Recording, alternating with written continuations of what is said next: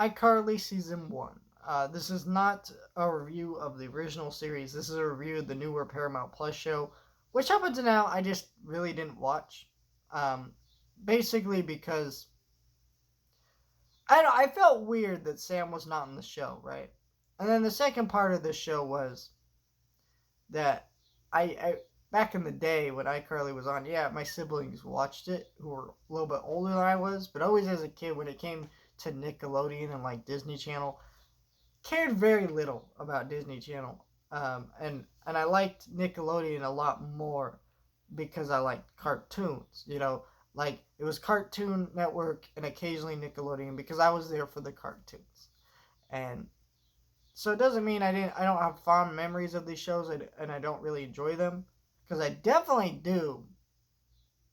But there's a huge part of me that's like, all right, I didn't really grow up with these shows like everybody else did, so I didn't really have a major reason to go check out the show. However, this show has been insanely popular since its release, this reboot, that I finally got curious enough that I was like, all right, I'll check it out. Also, when they put out a trailer for season 3 come out June 1st, I was like, well, maybe I can binge it all in time for the new season coming out.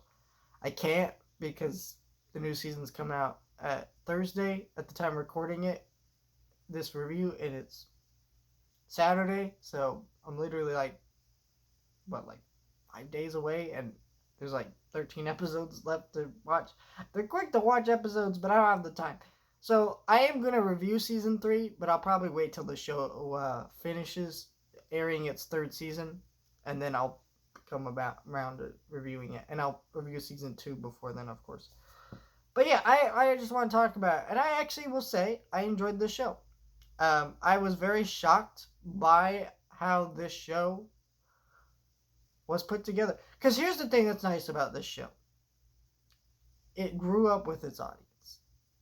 And what I mean by that is this show, while it has a lot of that same humor and tone that the original show had, there's definitely some edgier jokes and edgier sensibilities in this show. And not like, wow, and not that it feels out of place, it just feels actually in place because Carly's not 16 anymore or whatever, however she was in the original, I forget. But she's not a teenager anymore, she's an adult.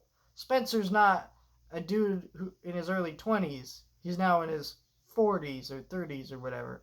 I don't know the exact ages, but you get what I mean? They've aged. And so Freddie, is aged. All these people have aged. And so you're watching this show and they're all grown up now. And that actually makes it fun from a viewer's perspective because now you get to watch these characters that you watched when you were young now grow up. And that has a lot of fun with that. Um, there's definitely a lot of that humor in there. Also, the web technology in this show. I guess we'll start getting into complaints because I did really enjoy all that aspect of the show. There's a couple problems I have with this show. I get why. I'm not going to go into why. You can look at why. But basically, Sam is not in the show.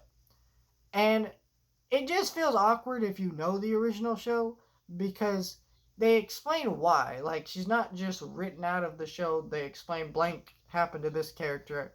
I'm not really going to say much about it. You watch the show if you really want to know what happened. Or just look it up. But again, they explain why she's not just ditched. Um, I feel like the point of why they did that is so they could leave it to if Jeanette McCurdy ever decided to come back, she could, but we know that she's not because of real life events, and I understand that and I respect that and I think it's smart of her not to come back if you ask me, but it does mean that Carly and Sam's friendship, they created this thing, they made this thing work for so long, this iCarly thing, and now you're like, okay, she's just not here, and like these two were inseparable, you know, and it's kind of interesting. It does feel more realistic to real life, where you do have like strong friends when you're younger, and then you guys grow apart over time, or something happens. But it does feel very awkward when you watch the show, though, because we know the original show and how integral that relationship was to like the characters. Her new friend, is fine. She's fun. She actually has a good dynamic and plays off of Spencer more than Carly. So it means that really only Carly has to play off of is Freddie. And man, Freddie and her relationship are focused on a lot in this show.